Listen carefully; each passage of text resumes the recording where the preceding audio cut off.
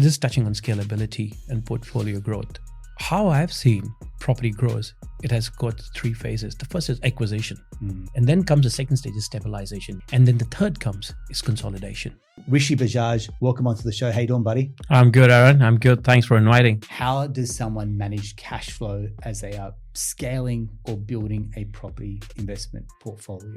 Some of the points is when you're buying property, it's very important to do the cash flow. Means, yes, you're getting the rent from the property, but you also need to see what's my maintenance cost, what is my council rates, what is my maintenance, repairs, and insurances. So these are kind of the cash flow that we need to analyze. That's the incoming minus the outgoing. So good incomes, we've got equity, got the borrowing capacity. How does someone scale without, I guess, making mistakes? See, number one is if you have that mindset of growing, that's very important. You need to have a proper strategy and a plan to scale. You might have good incomes. If you do your numbers, you say, yeah, you know what? It's making sense. This is the mortgage. This is the rent. I can fill the gap. But that's where the bank stops them. How does someone in this big mid-pack move themselves to the top 1% in property investing? The first thing, you need a great team around you for that, who can give you ideas of how to grow and what's your next move. People nowadays are feared of messing up than missing out. If something goes wrong with the economy or it doesn't rent out, they just start getting all those fears, and that also stops them from going ahead. G'day everyone, welcome back to another episode of the Australian Property Investment Podcast. You've been asking the questions and I've listened to what you're asking. So if your questions are, how do I manage cash flow while starting out or scaling up a portfolio? This episode's for you. If your question is, how do I even scale a portfolio? This episode is for you. If your question is this a good time to be investing? This episode is for you. If you're keen to find out how an investor has built their portfolio and wants to share their journey with you, this episode is for you. I hope I'm going to deliver in terms of answering all those questions. In fact, I know I will, but I hope you find this episode helpful. Rishi Bajaj, welcome onto the show. How you doing, buddy? I'm good, Aaron. I'm good. Thanks for inviting. How you been? I'm great. Thanks for asking, mate. Life is good. Absolutely. I can't complain. Life is good. Mate, I'll tell anyone that listens, we live in the best country in the world. So this is a great time to be alive. I was watching the other day with the kids, watching this documentary about dinosaurs. I was like, imagine trying to be alive. Yeah, many, many years ago, we're trying to dodge saber-tooths and dinosaurs, mate. This is the best time to be alive, honestly. Imagine running with them or just riding them. Oh, dude. It's, mate, imagine living anywhere else in the world. So I say to anyone listening, the fact that you are able to listen, the fact that we've got access to this much information, the fact that we've got access to someone like yourself who's going to share their journey, share their insights as well, mate, we're privileged. It's an absolute privilege, buddy. So thanks very much for listening and joining with us as well. I'm going to start off with that first question, and you probably get this daily because, Rishi, you are a buyer's agent and also a property investor. Yep. How does someone manage cash flow as they are scaling or building a property investment portfolio? Absolutely, mate. Let's just dig into it. Straight into it, mate. Let's not waste the time. People are eager. I'll come to an intro in a second. I want to get straight into it. No, that's good. So how to manage cash flow and scalability. And I've seen many of my clients who just get stuck at one or two properties. Mate, spot on. So I look at it in two different aspects. Hang on. Let's say stuck at one or two properties. I'm going to say right now, they're not stuck because of equity. Because I can tell you right now, I'll reval properties, I'll find equity. You can go up to 90% against the property. So don't tell me equity is or deposits the problem. I'm not even going there. Right? No, that's what I mean, right? So I'm saying to a borrower, don't tell me that's the problem because I can go out to 20 different banks and get 20 different valuations. I'll find somewhere to pull and squeeze the equity from. So if you think that's the problem, you've missed, that's not the problem at all. Okay. What I think what we're trying to say is though is, but you're saying I'll get to two properties. Now they're going, but I'm losing $100, $200, $300 a week to hold. Yeah. So that's the context. So buddy, keep going. All right. No, that's fine. So when we talk to clients about the cash flow and buying a property, see, it's very important. The bank can give you a borrowing capacity, maybe up to $1 million.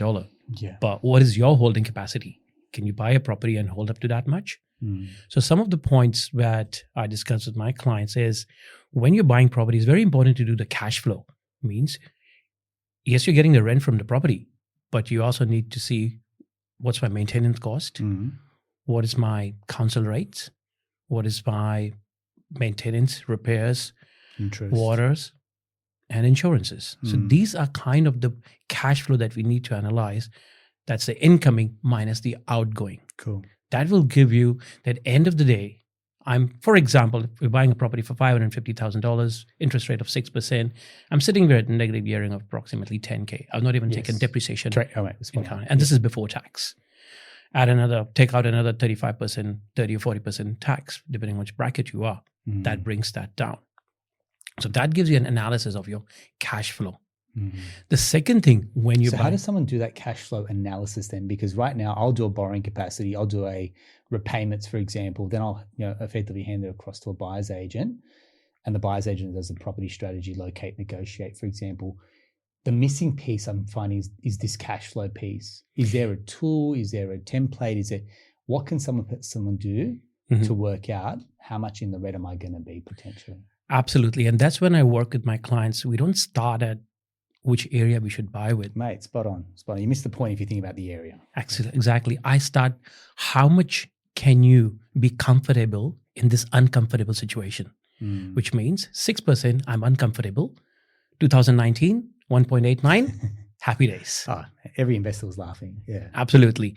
Now, we reverse engineer, which means we take an average price of the property. We take the average rent of the property that we're going to get, interest rates. We keep it approximately 6%. That's going to be forever as a linear. And then we take what's your acquisition cost, your deposit, solicitor's fees, pest and building, any land tax if you're buying in a different state. And then what's your management fees? What's your prepare? We just keep aside insurances, costs. So we use this Excel sheet for cash flow. Okay. And that gives us, and that also takes some assumptions that the property is growing for the next couple of years on a linear growth of 7%. We know Australian market has grown approximately 6 to 7% in the past 20, 25 years. And that's what we assume, that though there are markets that are even growing at 15 or 20%, some at 1 or 2, but we just take that, there's a 7% linear growth, there's a 4% rental growth. We take inflation also. And that Excel sheet drops down that end of the year to buy a property for $550 with a 7% growth, 4% interest, at 4% rental growth interest, and a 6% interest rate. I'm paying approximately 10% as negative gear before tax. If I take the tax out, can you afford that money? Because the tax doesn't come week on week. The tax comes at the end of financial and year. financial So you've got to be year. able to hold for 52 weeks. 52 weeks. To then get the sugar hit back at the end of financial year, right? There are some accountants who would do on a monthly basis. So what we're talking about is what? A PAYG withholding variation, or what are we talking about there? Both of them over there. So they are either you can go with variation of PAYG, or then you just take that I'm going to hold $10,000 for the whole year, but that's going to be on a monthly basis. So what, have a separate equity loan or something sitting there as 10K, or what's the strategy there, buddy? Sorry. The strategy over there would be, again, you need to keep that buffer amount in your bank. Okay, so hold 10K in cash, Exactly, or equity, to buffer the loss. The loss. Okay. And that's where we come to the next point, is that before even I plan of buying an investment property, I need to make sure that I've kept at least a rent worth of 3 to 6 months to mitigate my risk. 3 to 6 months of rent. Rent, yes. Are you an aggressive buyer? I'd say, look, I personally wouldn't hold 3 to 6 months. Yeah. I think I definitely have some conservative clients that will go, I mean, hey man, if you're buying a good quality investment property, do you need to hold 6 months? Maybe 3. I'll tell you where 3 probably comes into it. If you have an issue with the tenant, and then you need to go to like tribunal, and there's a period of time where it's like, until this can get sorted out, I'm carrying the rent and the repayments. Yeah. So I understand what you're saying. So that's why, depending how aggressive you are or how conservative you are. Yes. Why this came? Very first client, when I was signing up a couple of years back, his first question was, "Hey Rishi, what if the property doesn't go on rent?" I said, "Right, you're buying in a good growth area. Great. The vacancy rates are low. Yes. We shouldn't be going without a tenant. Yeah. We are doing it that day and out. He's a first-time investor. Yeah. He doesn't even know what growth indicators are. That's where we have to explain him. You've got to do a bit of hand-holding. Yeah. And that's where he gets the point. All right. And that's where I tell my clients that whenever you buy a property, make sure you have a buffer money kept in your offset account or separate that mitigates the risk of your rent. Cool. I appreciate that. So back to your point around, hey, there's a spreadsheet here. Is this secret source, or do people have access to that? Do you think if someone was to go, hey, look, how do I plug in these numbers, purchase price, interest repayments, holding costs, therefore I'm spit out with a negative number. Yep. Is there a tool? Is that template? I'm going to put you on the spot here. Sorry, buddy. Is that exclusive to clients that you work with, or how do people get access to a tool or resource like that? So yeah, initially what I used to do is it was exclusive to my clients. But now whenever I talk to people and if they're struggling, right, even if they don't sign up with me, I say, hey, this is a cash flow sheet. Take it, use it. If it's of help for you, then why not? Awesome. Do you reckon we could offer that to people that are listening at the moment? Absolutely. Why not? Let me tell you guys right now, I did not warn you about that. Generosity, mate. Thank you very much. I got to say, mate, if you can solve that problem for investors, the generosity that you've given there will come back in spades to you, buddy. Because I got to tell you right now, even if I have people that are on some insane incomes, I'm talking 3, 4, 5, 600K incomes. When it comes to scaling a portfolio, the first question that I'm showing is once they get past maybe the second, third, fourth acquisition and it's all red, the first thing they're asking me is, hey man, how do I hold this portfolio when I'm like red across the board? And I'm like, okay, well, a couple of things. 1, rates can come down. 2, rents can go up. 3, your income goes up. But you need all that to kind of align to come out of the red and move into the green. And I think you and I know having, when you're in the game of investing for long enough, there becomes a tipping point where you move from negative geared to neutrally geared to then positively geared. But man, it's a period of holding on through this like desert of cash flow to come out to the other side where cash flow is not an oasis anymore. It becomes a reality. Absolutely. And that's what I said. It's when we're doing, there are 3 different aspects to this. Number 1, when we're looking at property, we've got to spit out all the numbers. And that's where the cash flow comes in. Because today's cash flow are not forever cash flow. They will change. As you said. Well said. It's 6%, 5, 4, 8. This is going to change. But every year, there's one factor that people don't consider. Your rents are going up. Even though you're on interest only initially, your loan amount on 80% of $500,000 is still there. It's going to be stagnant for the next 10 years. 400K is a loan in 2 years' time. Absolutely. But your rent is going by 4% every year. So you got to even keep that in consideration. And that's where 10 years down the line, you go and match that. Second thing I talked about was buffer money. Whenever you buy a property, make sure you have the 3-month or 6-month, depending how aggressive or how conservative an investor is. The other thing I tell to my clients, diversify your portfolio. Okay. Not only residential and commercial, but within residential also. All right, a step back again. When we're buying a property, we like to keep a balance between cash flow and capital growth. Yes. It's important. I'm big on advocating for like you almost buy in pairs almost. Yes. Yeah. Why? It's like yin and yang. So capital growth is happening, but for tough times, you need to have a good cash flow in that property also so that you're just not paying a lot from your pocket. Yes, we talk a lot about negative gearing. That's a different aspect. Let's not go there. Why it's important. So when you're building your portfolio, it's always good to also have an asset that are 2 dwellings on it that gives you a higher cash flow. Are we talking about grannies, for example? Granny or duplexes. Okay. Yeah. Yeah. In that way, you can have one property where you're sitting at a lower yield, but it's a really good high growth capital growth market. But you can also diversify and fill that gap by having a different property with a good cash flow. So that's where you diversify it. Yeah, okay. And one thing very important when we're doing cash flow, and I tell to all my clients, it's a business. You've invested. This investment property is a business now. All right? When you buy investment property, your deposit is your capex and your operating costs are daily expenses that are happening over there. Always keep 1% of the property value aside. Not that you're going to spend it on expenses, but just think that 1% of the property I've kept aside as an expense and maintenance. Why? And that happened with me. When I bought my last property, I bought in Bundaberg. We did the piston building. Everything was fine. Everything was okay to go. After 2 months, I get a bill that the garage motor has broken. All right, $500 bill. I was like, oh no, not a great investment. But today, if I look 2 years down the lane, the property has grown. So how much do you reckon it's increased in value by, buddy? I would say easily in percentage, it's gone by 25 to 30%. 25 to 30%. Yeah. So for you to pay $500 for a garage motor, some repairs and maintenance along the way, when you zoom out and you go, hey man, I've made 25 to 30% on the asset. Yeah. Yes, it's taken some extra chipping in, but man, you couldn't manufacture that. You couldn't save that. You couldn't earn that, for example. It's like you've done nothing. Yeah. When I say nothing, you've actually had to buy the property. But while you've been sleeping and going about your life, this has been compounding and growing to the tune that's earned you.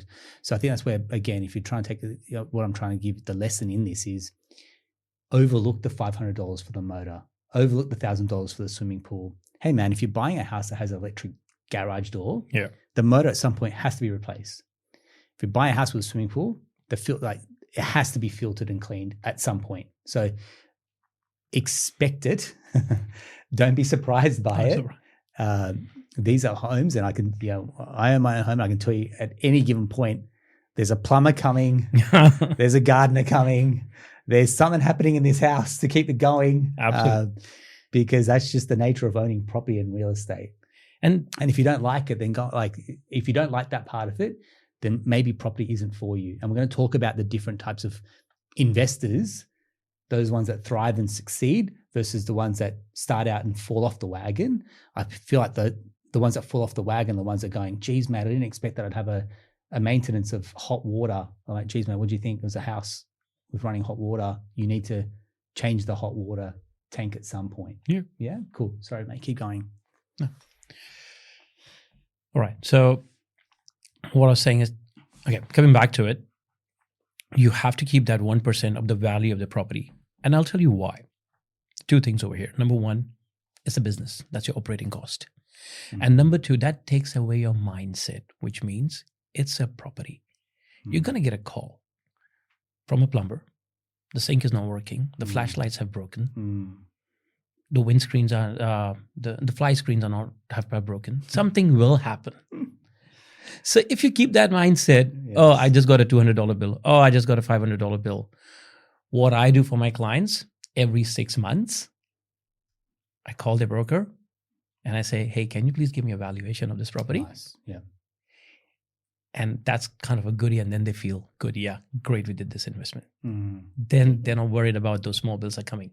But at the same time, if you put 1% aside of it, happy days. You don't need to stress about it. I mean, 1% you could live with, right? I mean, you could live with a 1% buffer. That's cool. I think in my business, I'd call it a war chest, right? Mm-hmm. Every business would have a war chest where like, I'm not running paycheck to paycheck. That'd be a very bad cash flow business. And so if you treat your portfolio like a business, then you're not going to cut it too close to the bone. You're going to have something left over for emergencies.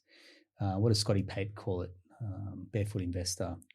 I don't know, some account that he calls it, but yeah, sleep at night factor, mate, whatever you call it. Let's roll with. Okay, so we've talked about like cash flow becomes the Achilles heel for investors scaling up. Here's a tool, a resource. So you shouldn't be surprised by the negative cash flow. And at some point you can see a tipping point that you're going to move from heavily negative to a little bit negative to almost neutral. And then you know the sweet spot that you're working towards as well.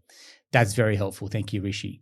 The next part then comes to scalability. Yep. So good incomes, we've got equity, got the borrowing capacity. How does someone scale without, I guess, making mistakes? Because when I guess the question behind the question is, and you and I see it with a lot of brokers, I'll put everything into personal names, for example, and that's like, that's it. Borrowing capacity is done and dusted. I can't move on, and now they've got to maybe offload a property to free up borrowing capacity.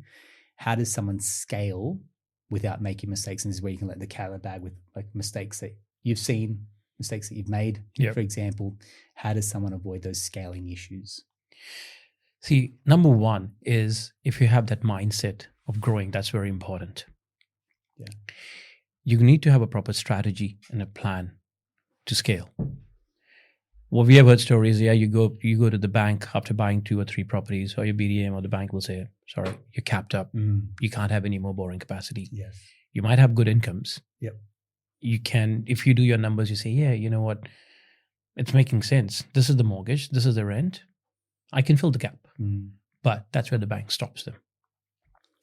So a couple of things I've seen where if you have a good accountant or a good broker who can make a good structure for you.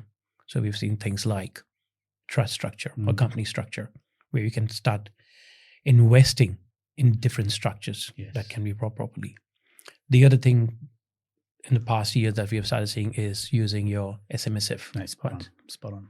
So that is another. You know where I find SMSF's probably the most underrated part? When people want to buy their owner occupied and still keep investing, right? So for me, I say, yeah, mate, you can have your cake and eat it too. And people almost lose their mind and go, what do you mean? I thought I could only do one or the other, buy my own home or invest. I was like, hang on, you buy your own occupied and then you go and buy an investment property through your self-managed super fund. You've had two bites of the cherry, now you got two assets. And I feel like that isn't a conversation. It's like you have to rent vest to invest, or once you buy your own rock, that's it. You can't buy an investment property. Whereas I'm like, you can actually have your cake and eat it too. And that's probably where a well-articulated, well-planned out strategy, to your very point, having a strategy helps, which means you then need to go back a step and going, that's where you need a strategic team around you going, they can almost preempt, this is your game plan, or they've asked the questions around, what are you looking to do? Tell me what you want to do. I want to do this and that. Okay, great. Let's make it happen. Sorry, mate, keep going. And for this, I'll share a very good example. So a very good friend of mine is a couple of years back, we were having a chat and, during our office time, lunchtime, all we talk about was property. Good old days. So he wanted to buy an investment property and he was not sure because his budget was limited. And that's when this idea came, because he was living in a great suburb in Artarmon, close to his office, kids' school. He's happy, but he can't afford there. Yes. Or he will end up with an asset type, which we call an apartment or townhouse, which he didn't want to. That's where he started the idea of rent vesting we just talked about. So he's bought his first property in Queensland, second in Central Coast, and now he's looking at his third one. And he's still renting, but his portfolio is growing now. If he had done two things, number one, he had either bought an apartment or townhouse, which is still fine. I'm not saying apartments are wrong things to buy. They're good things to buy, but don't expect to buy an apartment and grow your portfolio or have a capital growth out of that. Look, you could, but I think where you said there is he's got kids. Yeah. And at some point, you will outgrow an apartment with kids. Absolutely. And I think that's the hard. I have people that are in 3-bedroom houses that are outgrown it with teenage kids and they're like, man, we can't fit in here anymore. Yeah. Some cultures will do it. Yeah. Some people can do it. That's cool. But I say majority of people will outgrow the apartment, which then they've got the mortgage. They're going to upgrade, which then means they take on a bigger mortgage. Yeah. Which then takes them out of investing as well. And you can kind of see the dominoes are starting to fall here a little bit around the strategy. Sorry. No, I keep interrupting, buddy. It's good, man. That's what a conversation is. We don't have the emoji of putting your hand up, do we? So, as I said, with apartments coming back, they're not bad, is it? But if I compare them, how the houses have grown in the past 10, 15 years as compared to how apartments have grown, that's a big leap. Yeah. And that's a big gap. Yeah. But then if you buy that and you expect to grow your portfolio and equity out of it, then you're not talking portfolio strategy. You're just talking personal decisions over here. So coming back to that example now, because if he had bought an apartment, it would have grown, but not, would he have been able to buy 2 more properties? Maybe not. Yeah. He'd be stuck, right? That's where you talk about, hey, 1 to 2 in properties, owner occupied, large debt service that. Yeah. 1 investment property, then hemorrhaging cash. That means there's a bit of resentment going, we should be paying off our home loan quicker. Yeah. This investment property is sucking up our cash. You're stuck with borrowing capacity. So even if it's increased in value, what I call a frustrated investor, you've got equity, but you don't have cash flow to buy the next one, borrowing capacity. Or he would have done nothing and kept waiting. There you go. Well, probably hasn't performed. Like carrot dangling. Yes. So probably not performing then equals opportunity cost. Yeah. See, when it comes to scalability, this is touching on scalability and portfolio growth. How I've seen property grows, it has got 3 phases. The first is acquisition. Buy as much as you can, as quickly as you can. That's it. Why? The compound growth of 3 properties in 5 years is going to be more than buy them in a staggering of 10 years. Yes. Yeah. So that's acquisition. But again, at the same time, not hitting you financially badly, which means that I don't want you to buy 3 properties in 5 years and all you're doing is just eating baked beans from a can. You need to even maintain the cash flow to maintain that life balance. So that is acquisition. And then comes the second stage is stabilization, which means you have done the hard work, you've done the deposit, you're paying the mortgage, you're taking care of the house. Now, time is doing the heavy lifting. The economy is raising the house prices. Yes. We're doing good. And then the third comes is consolidation, which means the property journey of growing is approximately 15 to 20 years. Yeah. First 10, 15 years is acquisition, stabilization, then consolidate, which means I've got 2 or 3 properties. I sell one, I bring my home loan down, then I use that equity to invest again. Yeah. Rinse and repeat. That's a very good way of going into scalability of your portfolio. Yeah, nice. Well explained as well. I think we'll just keep coming back to this, I think, in our chat, which is give us the strategy. So when someone's strategy is, I want to buy 5 properties, it's like, okay, cool. What outcome are you looking for example? I think that's where we start to unpack this with people that obviously you talk to in your sphere and people that I talk to that, reach off the back of the podcast going, they've either been told no by their broker or their bank. Yep. And so they're feeling a little bit despondent or rejected. So they're lacking the clarity. But there's this ambition within them going, but I feel like I can scale the portfolio. And I said, right, come to us, work strategically through what I present a loan strategy. Here's what you're capable of doing. So here's your borrowing capacity. If they've got existing properties, here's your equity position. And then we go, right, what does that acquisition look like in terms of scaling a portfolio? With the bottom line effectively going, well, here's that cash flow. Yeah, which is where your spreadsheet will come in handy as well. And then once you're armed with the numbers, the 2 outcomes that I'm shooting for is confidence and clarity. If you know what you're doing and why you're doing it, that absolutely helps. And then if you have the clarity to go, hey, here's the type of assets I now need to put into my portfolio, as opposed to I'm going to buy in Melbourne, like regional, because that's a growth market. That's not the strategy. Yeah, buying in Melbourne is the outcome, but buying a high growth location, cash flows at 4%, like you said, for example, but I want to use this to piggyback to then buy my next 3rd, 4th, 5th investment property. That's the strategy. Yeah. Not buying in Melbourne. That's not the strategy. That's the outcome.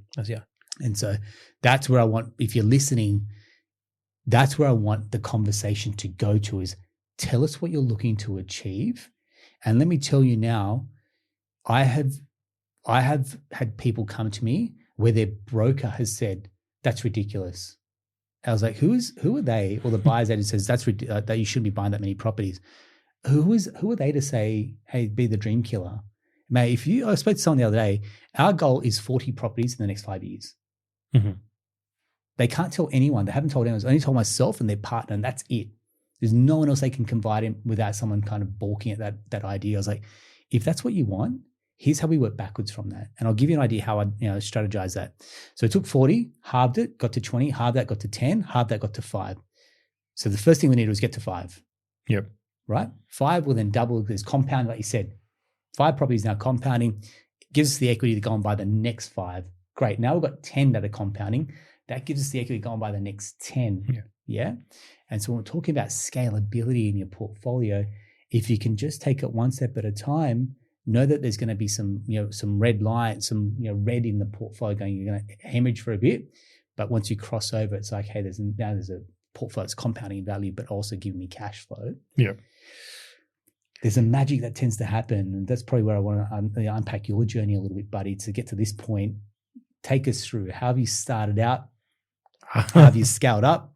And how have you succeeded in the game of property investing? What does that look like today? Well, that goes decades back, I would say.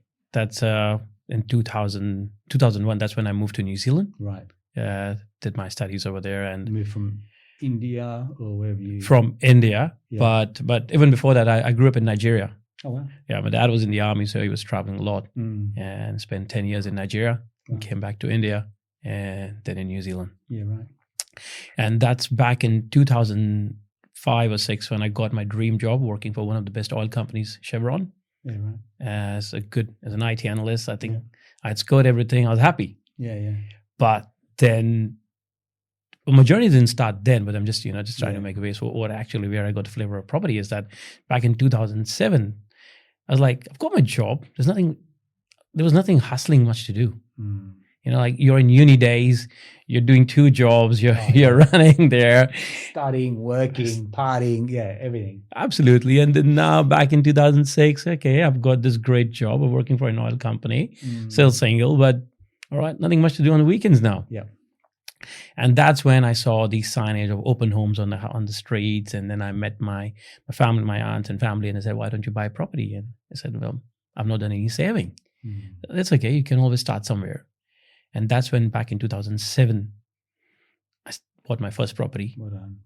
Then 2009, I bought my second property. And that's how I built my portfolio in New Zealand. Wow.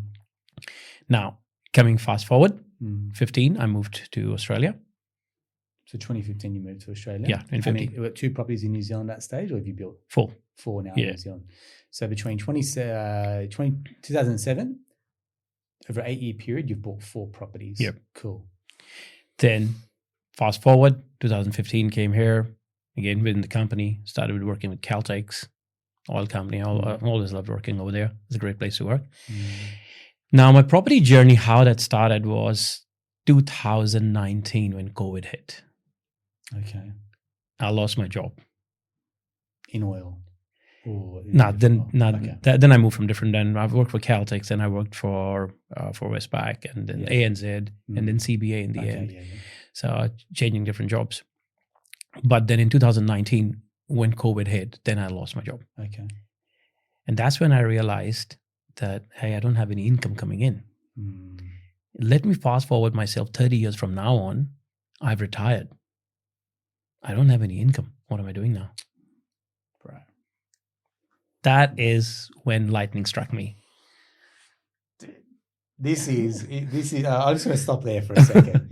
Every episode, I just keep coming back to this. If you're relying on your income, mate, that's an unsafe proposition. Yeah. When you are reliant on your income, which sounds paradox because you need your income to go get borrowing capacity, one flick of a pen and you're gone tomorrow. And I've seen it. I've seen it this year. The amount of clients that I've had that have been made redundant, I'm like, this is a wake-up call. And maybe this is the wake-up call that someone listening needs, is if you keep trading your time for a paycheck and you have no assets to your name, no income-producing assets to your name, you need to invest in property. You need another source of income. You need another stream of revenue, for example, because if your income was to go tomorrow, what have you got? And it sounds scary because how are you going to service the mortgages, for example? Yeah. That's another story. I feel it's another podcast altogether, for example.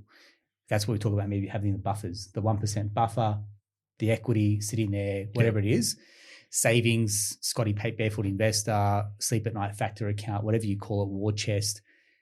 That's where you have that money there. So maybe we've solved that question, but it's the whole important thing is all your eggs are in one basket, which is your sole job. Your sole job. Now you have to creep without a paddle sometimes. Yeah. And like when we talk about diversifying your assets, right? Buying different type of assets, being residential or commercial. I'm not saying that you have to diversify your income and work at 3 different companies, but you have to diversify your source of income. And that's when I realized, and then I said, wait, I've got 4 other properties. Okay. Some did good, some did not. Scalability. Yes. So maybe coming back to when we're talking about scalability and strategy, what's stopping? Because we need to buy in markets. We need that when we're buying properties, it's important to have that momentum properties. Okay. And that is where it moves you on. But what moves a momentum property is a foundation property. Yeah. Oh, yeah. That's exactly the cornerstone. The first one's your cornerstone. Absolutely. So you have that foundation property, and then you start building on that. And when we say it's not necessarily that foundation property should be in a capital city, that foundation property should be where which is growing good, giving you equity so that you can buy the next, second, and the third. Because by the time you reach the third or fourth property, maybe your borrowing capacity might go down. That means, you know what? We can't go more in a hotspot or seller's market.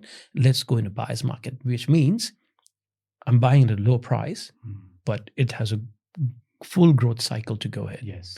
Because my hotspots have already done the heavy lifting for me. They've given me enough equity. That's where the strategy of scalability comes in. What I did was a mixed bag. 20 years back, I wish there was something like portfolio planning and strategy. It was just buy a property. Exactly. That's the strategy. That's what I mean. Sophistication wasn't there. You went to maybe a few seminars, and they were selling product off the back of that. There was a few meetups, I reckon, that I went to. But there's nowhere near the prevalence of information. And I say that even now, like there's still podcasts, videos, courses, and yet investors are still making mistakes. So this isn't a foolproof strategy. It's like, hey, if you listen to these podcasts, you do this course, you buy this one and you use this BA, you're going to get a magical outcome. This is a art. It's not a science around investing sometimes, right? It's sometimes it's the actual property that has an issue. Yeah. It's like you would not have seen that coming with all the due diligence, with all the data that you've done. You've got to accept that this is not an exact science. It's part art as well. Yeah. So, So I had a look at my portfolio. I got some properties, and I was talking about the 3 properties that I had. Out of 4, the 3 properties were like hardly within a radius of 500 meters to a kilometer. All right. We're just buying property. That's it. We never thought about it should be somewhere else. Somebody's going to manage it. Why? Oh, I'll save my management fees. Duh. Think about the capital growth. Totally. So you're trying to save a penny, but you spend a pound. That's what happens. You got to look at the bigger picture. Yeah. So again, back in 2019, that's when I realized, okay, I've got some good assets, some not good assets. How can we fix them? Then I started listening to some podcasts. Started hearing about real estate. That's where we invest in. That's the thing that grows. I did not know much about earlier Australian regional market at that time. That's when I started, because it was all about Melbourne, Sydney. That's it. Then I started, opening my mindset, started looking around. And I ended up doing a real estate course. Oh, nice. So I'll become a real estate agent. I did that. Great. It's a great course. Outside all the real estate agents, like you all guys are really great. I work with lots of them. Yeah. They're really, some of them are gem of people to work with. Yeah. But 6 months in that, every weekend, doing open homes. And I was like, wait, you have one seller. He has 5 agents bidding for him. And this poor buyer, I'm seeing him coming every week and he's not getting a property. And then I was listening to these podcasts with buyer's agents. I think, you know what? I think I should be a buyer's agent. That's when it hit me. Cool. Strike me. So that's when I started doing my course of buyer's agent, understanding the concept, understanding myself as a buyer, what mistakes I did. If somebody would have guided me then, how much better would I have done? And then now, rest is history. Cool. Good one. So if you don't mind me asking, so you had properties in New Zealand, you've come here, bought properties in Australia as well. Can you share a little bit about what the portfolio looks like from where you started to where you are today, buddy? Absolutely, mate. Absolutely. I would say I would just not do talk to talk. I'll walk the talk. Okay. I want to be transparent. Yeah. And I have done some mistakes. I have burned my hand, but I've learned it. Absolutely. I've learned it. I've got a total portfolio of 9 properties at the moment. Great. And that's what I've done. Diversified, residential, commercial, SMSF. Lovely. That's all been diversified. And that's what I have been learned. There are 2 ways of learning. Either you learn from others or you burn your hand. I've done both the ways. So I don't want to burn my hand more now. And I've learned from myself and learned from others.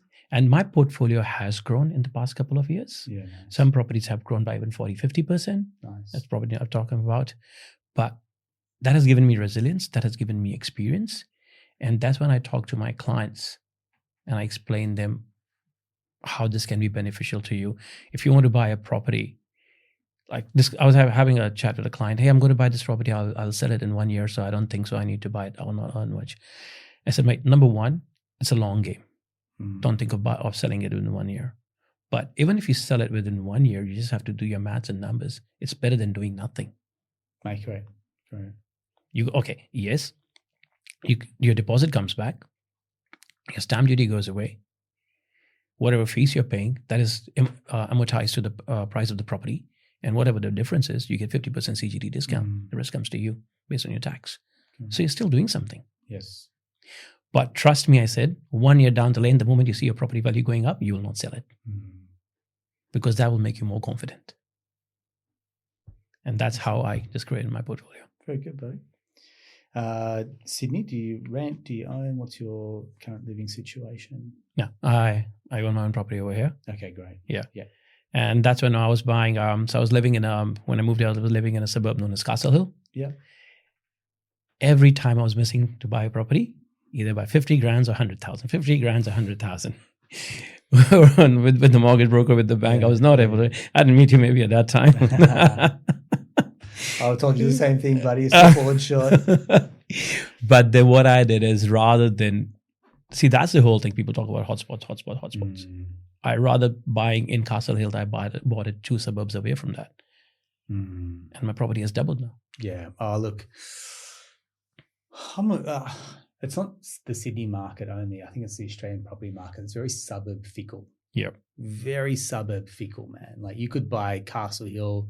For those that know the area, great blue chip area and the Hills district, you could probably go 10, 20 minutes down the road and buy Borkham Hills, Seven Hills. Mm-hmm. You get bang for your buck. Yeah. But people want to live in Castle Hill. Yeah.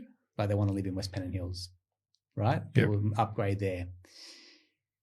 So Seven Hills, Borkham Hills becomes a stepping stone into somewhere like Castle Hill. Yeah. Yeah.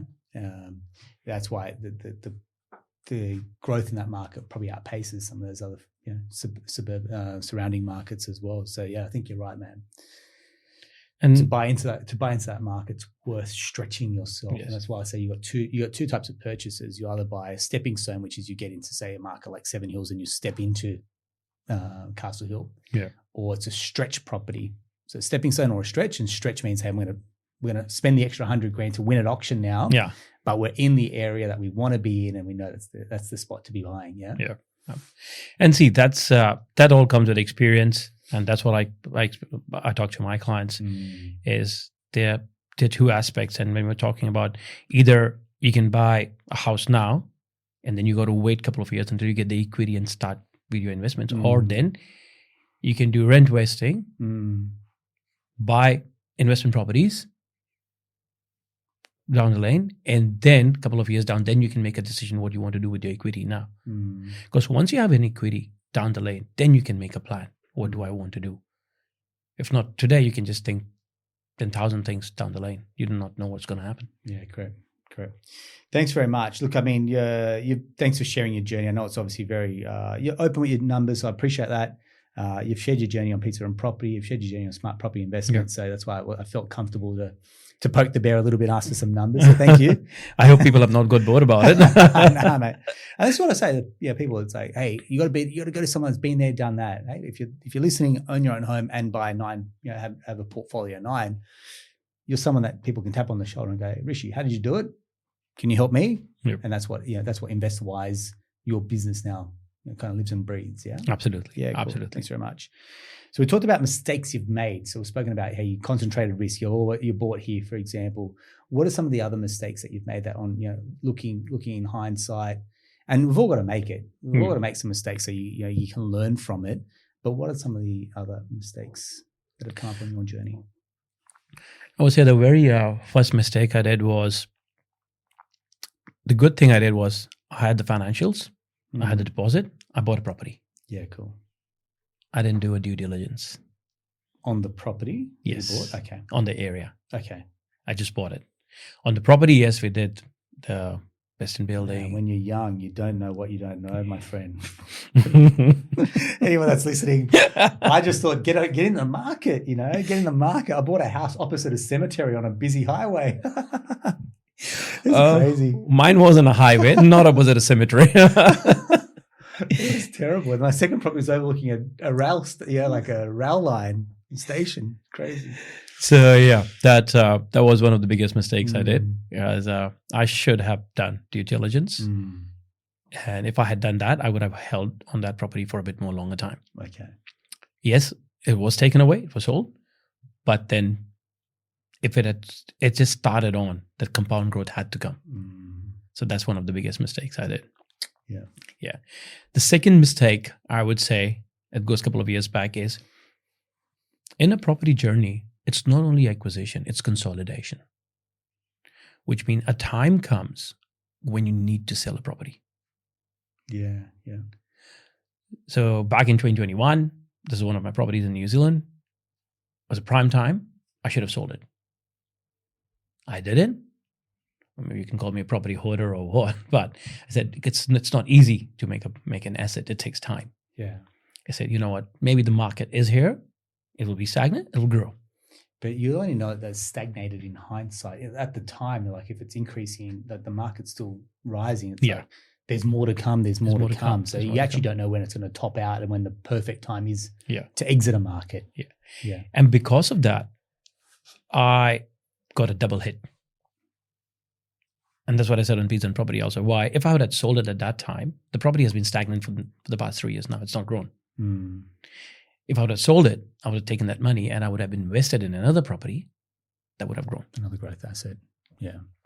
Yeah. So, and I would say one of the other mistakes was just having, I would say, more of a clear strategy when I'm investing, just not buying all the 3 properties where I'm just living. I would have diversified it. So it is one of those things, have a proper due diligence I should have done. Yeah. Consolidation means I should not have been emotional. It's just an asset. It's a property. Correct. And strategy. So these are the couple of mistakes that I'll always share with my clients. Yeah, look, I think that comes with a bit of experience, a bit of life learnings as well. Hindsight's a wonderful thing where, I think for a lot of our clients, we'll look at people that bought in the Hobart market and there's a point that it peaked. Yeah. And they said they'll hold on for a little bit, right? It's like, I think you got to get comfortable with exiting a market. Some people think, no, I've got to buy and hold forever.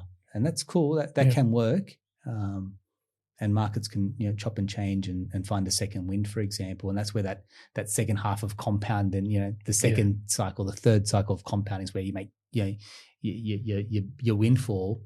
But other times it's, hey, when do you cash your chips in? And that's maybe when you go back to the strategic side of buying property, on the strategic side of your lending. But if holding, what does this restrict me from? Or do I have the ability to then, sell one but buy 2 or 3? Does that free me up, for example, as well? So it's never linear. I think you spoke about something linear before. It's never linear in that sense. I think for us, it's going.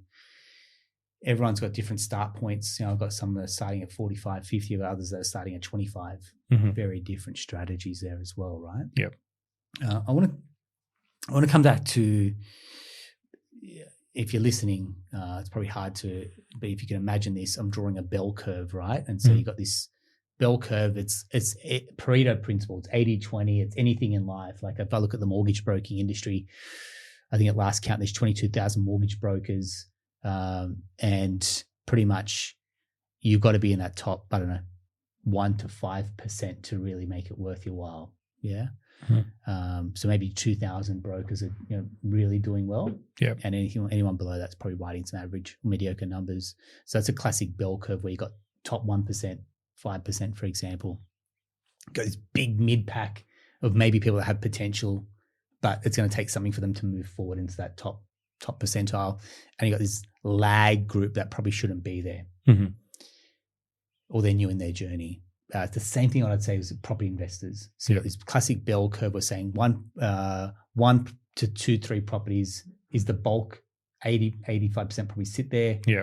3, 4, 5, 6 investment properties. Then you start to get into the top 1% of property investors as well. I'd love to see that ATO data set's coming back from like 2021, I believe. I'd love to see when they update that because we keep peddling these numbers. I dare say that we're going to see a couple more percentage. Even if it goes to 5% that have 6+ properties, we're still talking about the top 5%. 5%, yeah. So my question's coming in a second, but that just gives you a bit of a vision or an illustration of this bell curve. It's the same in any organization. Bell curve of talent. You have your high performers, you've got your potentials, and you've got your talent that probably just need to be exited or moved on to find a role that's better suited to their skill set. You take cricket. I'm sure you watch the cricket just probably as much as I do. Not even 1% of cricketers go on to earn a living from cricket or any sport for that matter, rugby league or soccer, for example. And you got this mid-pack that enjoy it, love it, could potentially they trained or made it their vocation, they'd make some money from it. And then people that just do it for the love of it or won't ever make it professionally as well. So if I come back to the context of property investors, how does someone in this big mid-pack move themselves to the top 5% and then to the top 1% in property investing? Yeah. See, the first thing, you need a great team around you for that. All right. You need to be surrounded by some really great team who can give you ideas of how to grow and what's your next move. Just not give you a cap that you can't go anymore. Yeah. Yeah. The most important thing, and I'll come back to the strategy. Yeah. But people nowadays, what I've noticed, are fear of messing up than missing out. Okay. They are feared. Say that again so people will.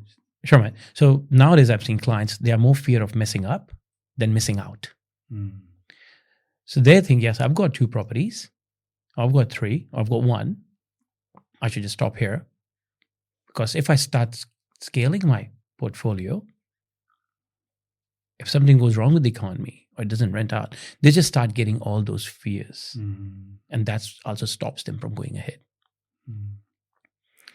So for scalability, as I said, it's very important having that great team around you. First of all, is your goal to have 6 properties? That's very important. Do you want to be in that top 1%? Sure. Do you want, if you're in the office, do you want to show you're just not here for 9 to 5? How are you going to outperform? What's that extra in you? Yes, you can go to the gym. Yes, you can do 100 push-ups every day. But do you have the ability to make it 110, 120, 130? Having that compound growth every day. That's up to you. So that's very important when I talk to my clients. What is your end goal?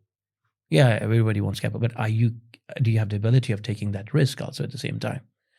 So for them to push that, you have to have that strong mindset. It's very important. Number 2, they should be surrounded with some great team, some great broker who can help them with their loans. Yes, we have the top 4 banks, but they are different other finance institutes also. Oh, mate. The top 4 banks are not enablers for investing and building a large portfolio. Yeah. And I say that I do a lot of work with the Big 4, even the Big 5, for example. They will get you to a certain level, and then you've just got to at some point look beyond the name of the bank and look beyond the rate and just go, who's going to give me the money to go and buy an income-producing asset? And I wish more people looked at an investment loan or a home loan the same way they looked at a car loan. Absolutely. Dude, no one gives a hoot who their car loan is through. Yeah. They don't care what the rate is. They don't care what the fees are. They just want the car. Yeah. They want the BMW or they want the Audi, whatever it is. And they don't give a rat's about the terms on this car lease, novated lease, whatever. But they'll go through the investment loan or home loan with a fine-tooth comb. I'm like, man, you're buying an income-producing asset. The car is a depreciating liability with a balloon payment at the end of it. And you don't care about that, but you spend you're majoring in the minor. You miss the point. And then again, we talk about this bell curve of investors. The top 1% of investors, the top 5% of investors don't even have a novated lease. They don't have a car loan, for example. Like that's what we're talking about. If we really pull the hood back on what the successful investors are doing, you mentioned about the team. They're not carrying around rubbish debt like credit cards, like car loans, like novated leases, for example. They're factoring in the negative cash flow that comes on with investing. I'll let you keep going because I'll get off my soapbox. And see, coming back to that car, I'll tell you. Yeah. I have never bought a first-hand car in my life. Only 2 years back, after having a portfolio, I bought a first-hand car. Yeah, right. It's not about show boasting and all that stuff. You got to keep it simple and basic. What are your priorities? My priority was when COVID hit me, all right, I want to create my portfolio. I want to make sure when at one stage I have, it's not about financial freedom, but it's a freedom of time I can spend with my family, with my kids as they're growing up. The time will not come back again. So that was very important. So what I'm trying to say is, what are your priorities? So yeah, my priority was to build my portfolio, and that's where the car thing came in. I bought a new brand new car only 2 years back for the first time. So yeah, it was something great, but fine. It was nothing. It was. I still think I would have used that money to buy another property. That's mate. I got 2 very mediocre cars in my driveway, and every single time I go to, should we upgrade? It's like, just put that money into property. Yeah. Put that money. Man, our kids are 6 and 4. I buy a new car, they're going to trash the hell out of this new car anyway. Man, I spend my time being neurotic about a car. Versus, hey man, go and buy assets. Yeah. Go and buy property. In 5 years' time, then go on like you've done, like in time, then you can go and buy the toys. Yeah. You need to treat yourself at times. I agree. Yeah. Celebrate, man. It's like, but the celebration doesn't have to be, hey, we've got 2 properties. Now we're going to go buy a new car. The celebration could be, hey, it's a weekend in Sydney. It's like a weekend in a hotel. We're going to celebrate in a nice restaurant, for example. You could wrap the celebration up like that. It's not too expensive, but it's a marker of success. Yeah. And then the next celebration, I must take it to 5 properties and I might buy myself a nice watch. Yeah. 10K, 12K, for example. You're not spending $100,000 on a car because you bought 2-3 properties. Man, you haven't made it at that point. And that's exactly it. A friend of mine, if he's listening to this later on, is that he bought a brand new house for himself, which is good. Yeah. And then he wanted to buy an investment property, but he said, I'll buy a BMW first. No, you buy a brand new house, you buy a brand new car. Simple. And then I said, who's your broker? I called around, make sure you don't give him a loan for his car. He's going to buy an investment property first, then he will buy his BMW. Let me be clear. This is not me angling or fishing for business. I don't finance vehicles in this business. I do not finance vehicles in this business. I refer it out, primarily only if you're self-employed and you're buying a tool of trade. I do not do asset finance. And why would I find it would be an absolute paradox if I'm here telling people to buy investment properties, but on the other hand, I'm financing cars to get paid. Like it wouldn't make any sense. If your broker's not living and breathing this, like come on, like do better. If your buyer's agent isn't living and breathing this, come on, do better. And I've got to implore people, if you're not willing to push the boundaries on your team, if you're not willing to ask the questions, the hard questions of them, that's the result you're going to get. Like with all honesty, like if you're spending nearly an hour listening to this podcast and you're going to do nothing with it, shame on you. I said, nothing against the new cars. They're good. They're really good. You don't need a new car. Like, let's be honest. Yeah. You do not. A secondhand car will do people just fine, particularly if you're in that accumulation phase of trying to buy investment properties. And to be honest, I still enjoy my old car. Oh, dude.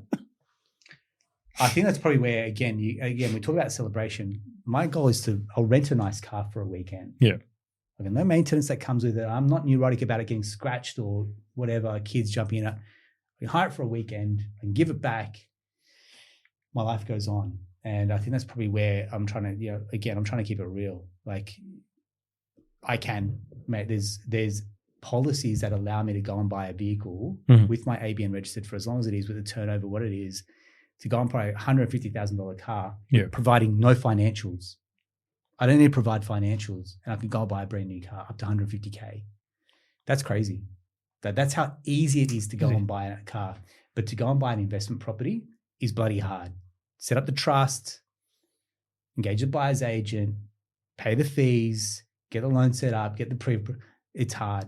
But that's choose your hard, my friend. Choose your hard. Like you said when we came in and chatted this morning, I'm doing a cold shower, 100 push-ups in the morning, meditation.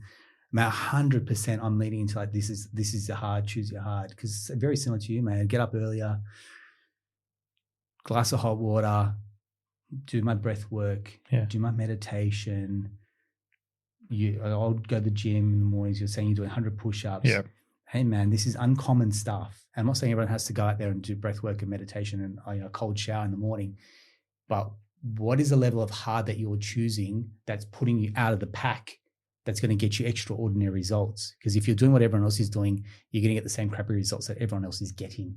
Yeah. Yeah. And I've got to implore you, if you're spending the time on this, take some action. I'm saying reach out to us. I've got no vested interest in people just reaching out to me exclusively. Reach out to you, reach out to other buyers agents. We don't care as long as people are doing something, right? See, and as you just said, it's a walk the talk. Yeah. You wouldn't be doing asset finance because you're talking about buying houses. It's all about walk the talk. When clients come to me, I tell them about my experience and it's my team also. My team itself, they also have investment properties. So when they are talking to clients, they're at the same level. They know what they have felt, what they're feeling now, and why is it so overwhelming, and why are they so scared. So that's very, very important when you talk to clients. So that's what we tell them. There's cold showers, there's buying properties. You've got to be comfortable in this uncomfortable situation. You've got to be comfortable with negative cash flow. Yes. You've got to be comfortable with maintenance issues. You've got to be comfortable with tenants asking for this and that. You got to be comfortable with paying tax. Yep. Land tax, capital gains tax. You've got to be comfortable with paying X amount to set up a bare trust or a company or a trust and certifying trustees and paying for legal. You've got to be comfortable with that. And if you're not comfortable with it and you're trying to expect a 1% property portfolio, it's like saying, I'm going to eat chocolate and expect a 6-pack. That can't be. No. And that's where I speak primarily to people that if you want it that bad enough, man, you'll find a way. And I think it's probably a really good way for us to kind of just let that linger, let that thought simmer with you. Because I genuinely feel like if you want the results bad enough, you're gonna do everything in your powers to reach out to, say, Rishi, reach out to myself, reach out to your broker and go, I'm not leaving. And that's what I say to people. I'll tell people, and I have lost a lot of the ego or like a lot of my arrogance, for a better use of a word. But I would say, I'm not leaving here till we sort this out. I'm not leaving. So if you're speaking to your broker, it's like, I'm not getting off the phone or give them a week or whatever it is to work on your numbers, or your buyer's agent. Hey man, I'm not leaving here without clarity on this strategy. I'm not leaving here until we get this sorted out. Yep. Like, you've got to actually just go, man, how do I take control of this? Because maybe we get 2025, this is the buying window. Yep, absolutely. Mate, rates are dropping, demand and competition will pick up. 2026, mate, property prices will continue to increase. I'm like, we are smack bang in this buying window, and people will look back going, this was a sweet spot to be buying in. Yep. Depending on which market you are buying in as well. So, Rishi, thank you so much, man. I appreciate it. No, man. You got a good aura about you. I know we've been trying to line this up for some time. So thanks for your patience, mate. No, thanks a lot. Like I said, mate, you're here with kind of two hats on. You're here going, I'm here as a property investor. I'm also here as a buyer's agent. Like I said, you're not farming or fishing for business. No. But if you are curious, want to have a chat, we'll include details to Rishi InvestorWise as well. And guys, I just want to let that thought simmer. Is like, how bad do you want it? What are you doing to move the needle in your life? And how are you going to take action to move forward? Because we're only nearly halfway through, or past halfway in 2025. There's still heaps of time left this year. Right, there's still heaps of time. There's lots of markets where you can invest. Yeah. There are lots of price brackets that you can go in. There are different growth corridors where you can go to invest in. Awesome. I love it. Hey guys, drop us a message if you found this helpful. And I think I'll tell what the other part is. That spreadsheet, I'm gonna as soon as we get back to the office, I'll hit you up on that one. Sure, if you want to copy this cash flow spreadsheet, I feel like this is the thing that's going to really open doors for investors. This is the number one pain point I'm seeing for investors, which is, hey, how do I address this negative cash flow? How much is this red line at the bottom of my spreadsheet looking like? Let's have a chat to Rishi and get a copy of that spreadsheet, and we'll share that as soon as you drop us a DM. As always, thanks very much for tuning in. Love to hear from you if you're curious about a loan strategy or a property portfolio roadmap as well. Look forward to talking to you soon. Bye.